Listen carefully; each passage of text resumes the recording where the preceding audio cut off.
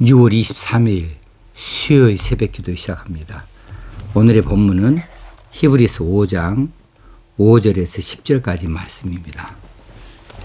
또한 이와 같이 그리스도께서 대제사장 되심도 스스로 영광을 취하심이 아니요 오직 말씀하신 이가 그에게 이르시되 너는 내 아들이니 내가 오늘 너를 낳았다 하셨고, 또한 이와 같이 다른 데서 말씀하시되 네가 영원히 멜기세덱의 반차를 따르는 제사장이라 하셨으니, 그는 육체에 계실 때에 자기를 죽음에서 능히 구원하실 이에게 심한 통곡과 눈물로 간구와 소원을 올렸고, 그의 경건하심으로 말미암아 들으심을 얻었느니라.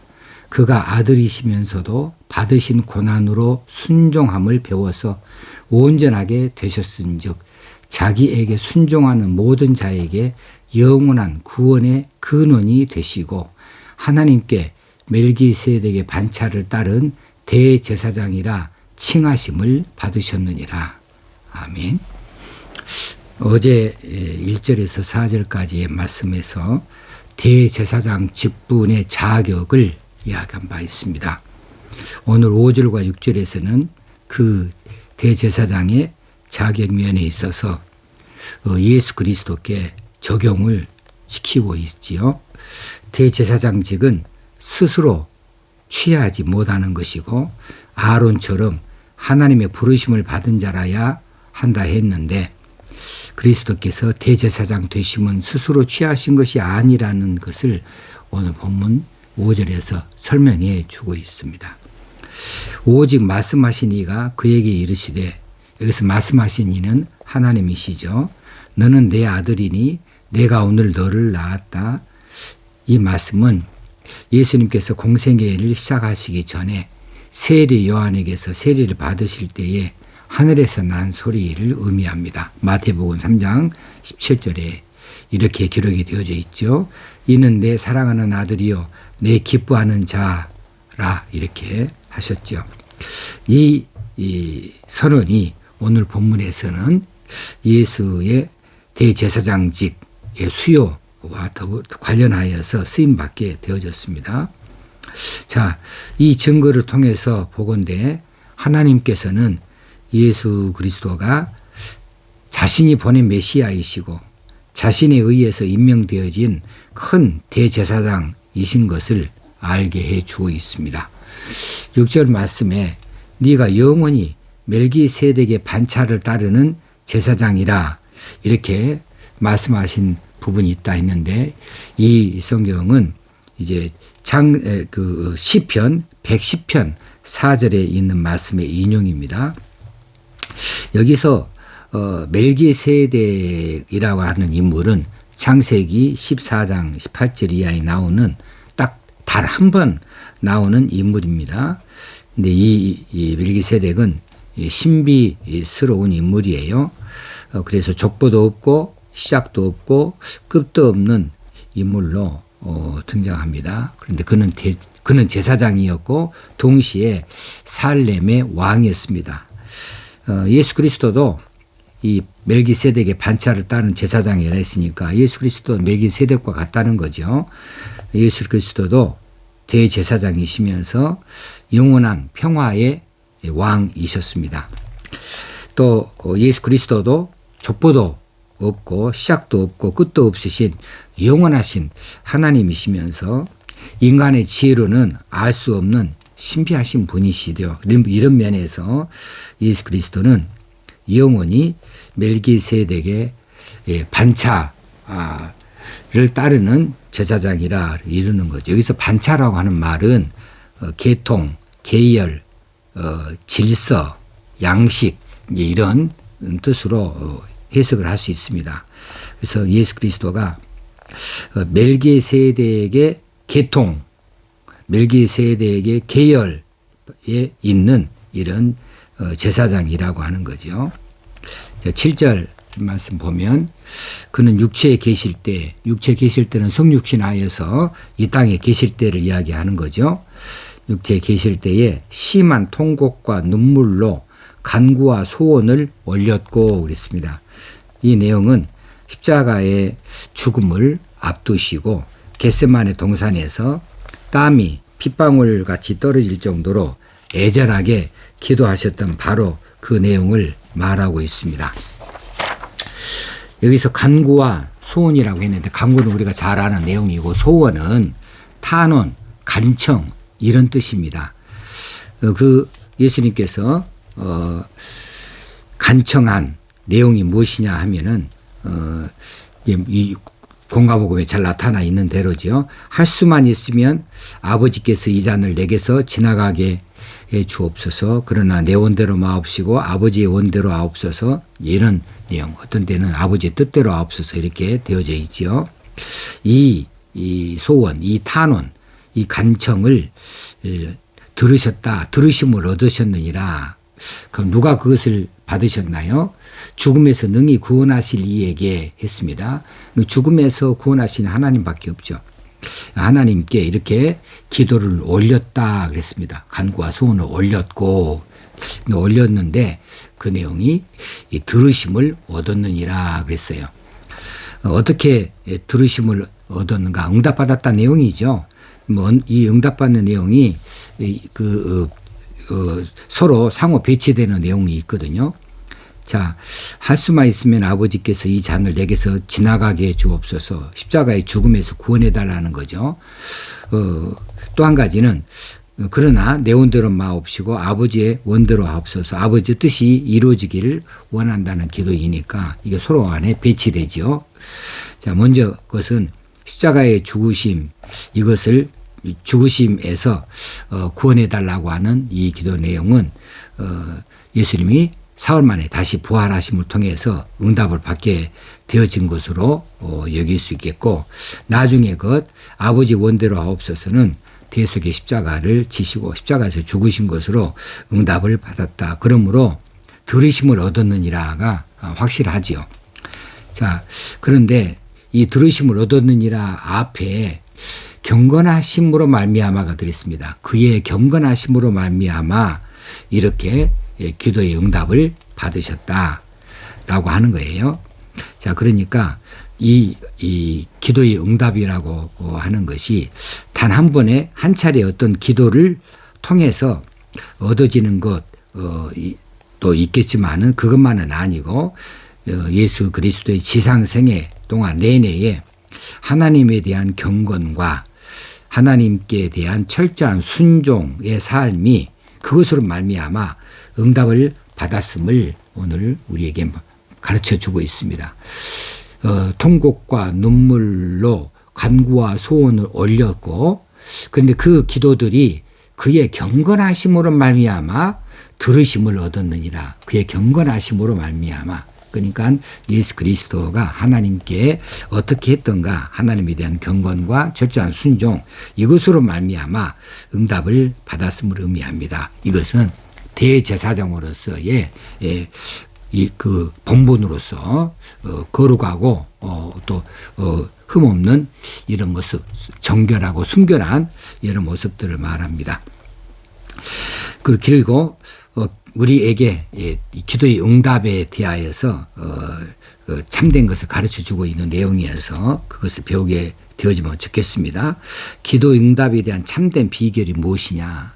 기도의 응답에 대한 참된 비결은 첫째는 그 기도가 하나님 말씀 성경에 근거를 두고 있어야 돼요.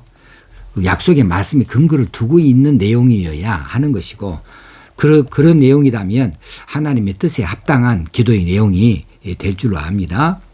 그리고 그 기도하는 사람이 예수의 이름으로 전적으로 맡겨서 기도하게 되어지는데, 근데 그 기도하는 사람의 심령 가운데에 어떤 심령이 되어져야 될까? 이것이 우리의 관건이에요. 자, 행위로만이 아니다는 거죠. 그 기도하는 모습. 예를 들어서 두 손을 모으고 눈을 감고 기도한다. 뭐 그렇게 아무 것이나 구한다고 그렇게 응답받는 것 아니고요.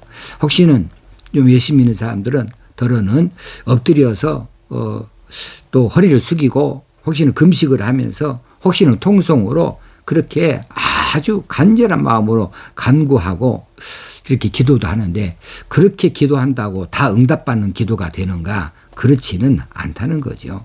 자, 우리가 기도의 자세, 기도의 자리에서 가지고 있었던 간절한 마음들, 이 마음들이 우리 실제의 삶의 현장에서는 어떻게 되어지는가, 같은 마음인가, 그런가 하면 그런 것이 또 반드시 그런 것만 아닌 것 같아요. 우리가 기도할 때 하나님 앞에 회개하기도 하고 또 하나님 앞에 그 무엇을 매일 맡기기도 하고 또 뭐 하겠다고 순종하겠다고 다짐도 하기도 하고 또 그 하나님을 의지하고 의탁하고 그렇게 아주 믿음 있는 소리는 다 하는데 그런 기도의 자리에서의 기도할 때의 심정, 그런 심령, 그런 자세, 그런 믿음 이것들이 실제로 삶의 현장에서 똑같이 나타나는가 아니면 기도할 때만 그러는가 이것에 대해서 우리가 한번 깊숙이 스스로를 돌아볼 필요가 있겠다 싶습니다.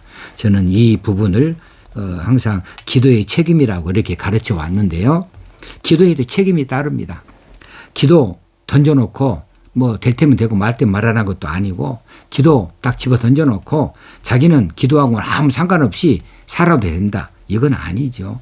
기도했으면 기도한 대로 살아야 되고 그것은 뭔가 이루기 위해서였다면 열심을 다해서 그 일을 자신이 이루겠다고 하나님께서 도우시라고 해야지 나는 아무렇게 있을 테니까 하나님께서 이루어가지고 내 손에 넣어주세요. 이건 아니잖아요. 그러니까 기도의 책임이 따라야 되는 거죠.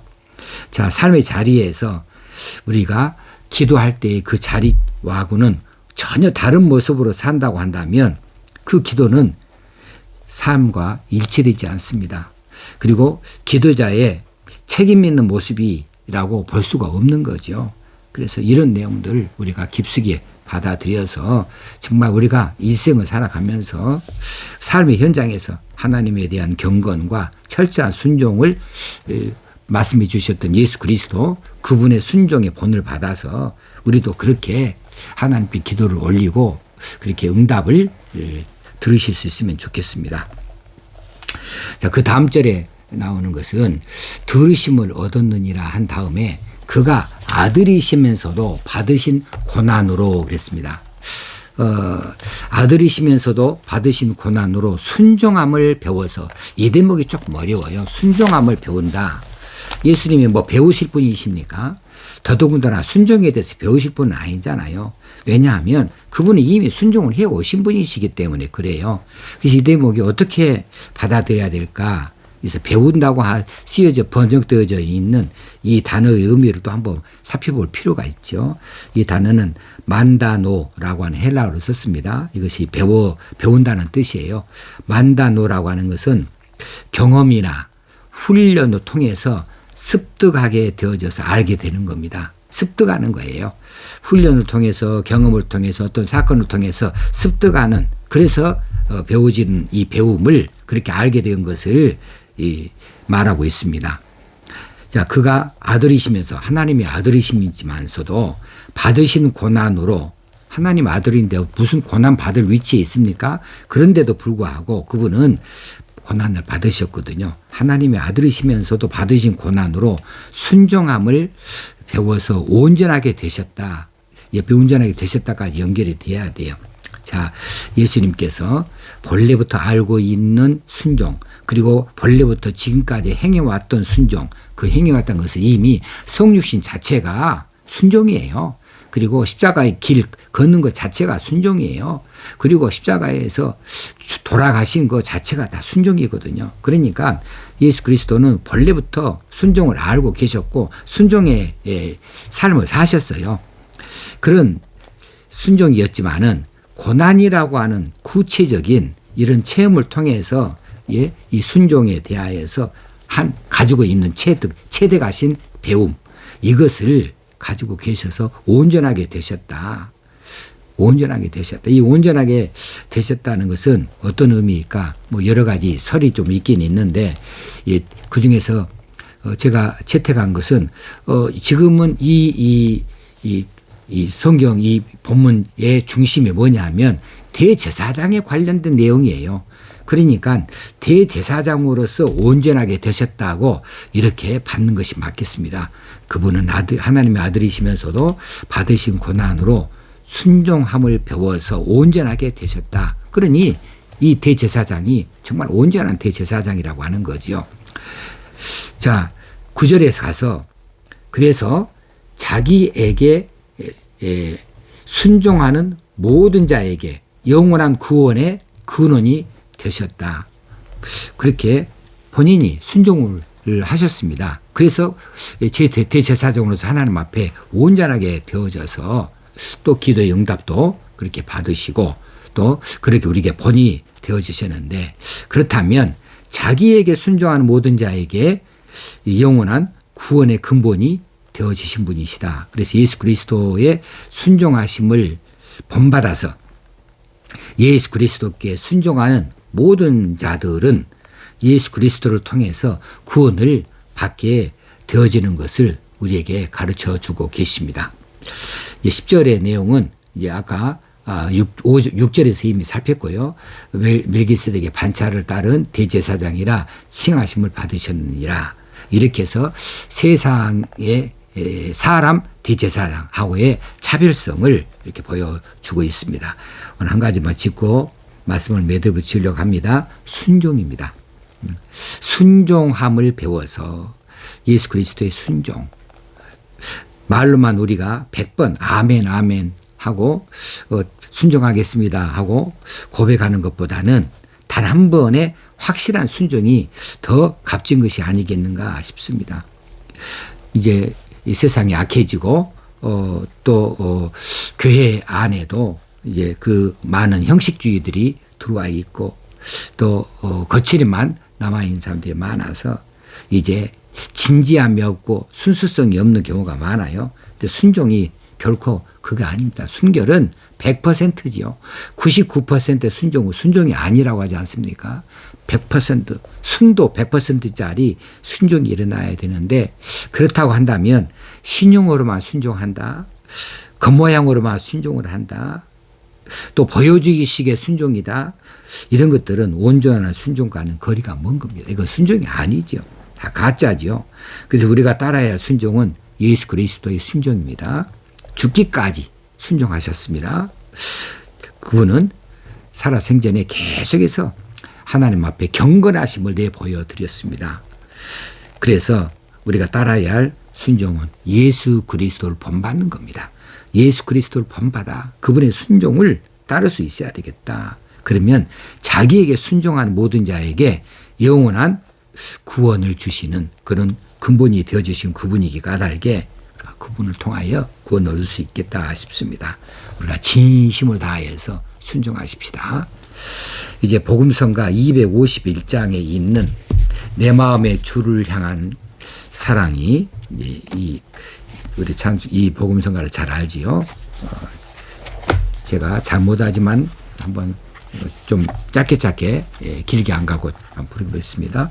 내 마음의 주를 향한 사랑이 나의 말엔 주가 주신 진리로 나의 눈에 주의 눈물 채워주소서.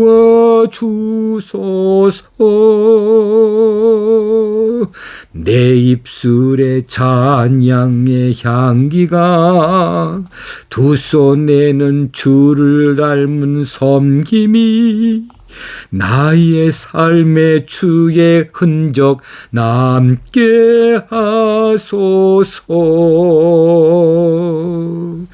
하나님의 사랑이 영원히 함께하리.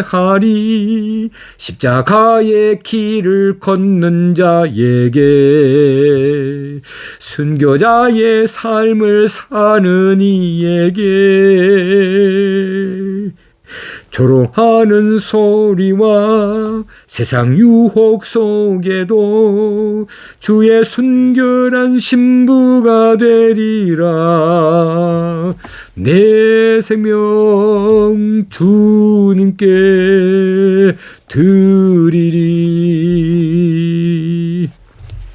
하나님 아버지, 오늘도 우리의 귀한 말씀을 들려주시니 감사합니다.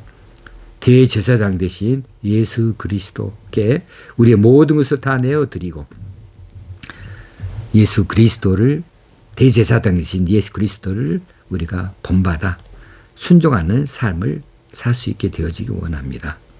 오늘도 우리에게 있는 구원을 기뻐하면서 감사하면서 구원을 이루어가는 자들이 다 되게 하시고 우리도 정말 순도 100%짜리 순종하는 백성들로 살게 하여 주시옵소서.